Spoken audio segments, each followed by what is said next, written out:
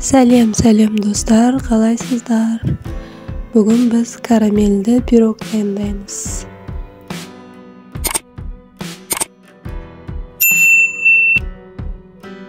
Ең алдымен қамырымызды дайындап аламыз. Қамырымызға ұнның үстінен разрыхлитель және сахарный пудра қосып араластырып аламыз. Үстінен бөлме температурасындағы сары май немесе маргаринді қосып үгітіп аламыз жақсылап.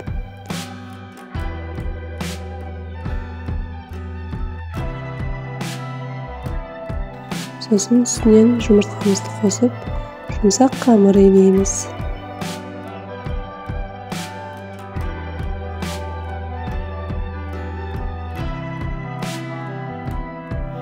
Начинкамызды дайындағанша қамырымызды бетін жауып қоя тұрамыз.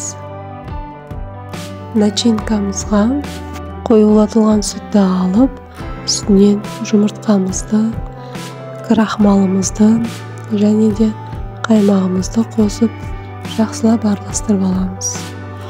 Қалауларыңызша сахарный пудра қоссаңыздар болады. Мен қостым, өте дәмді болып шықты.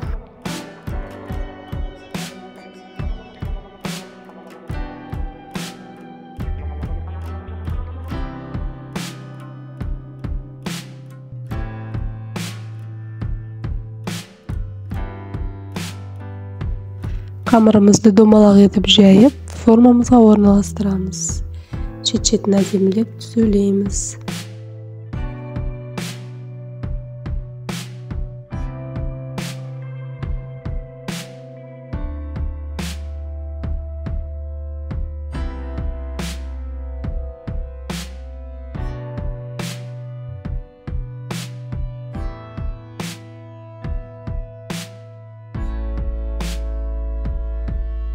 Начинкамызды құйып, алдын ала қыздырылған пеште 180 градуста 20-25 минут пісіріп аламыз. Еш қиындығы жоқ, сіздер де жасап көріңіздер. Ас болсын.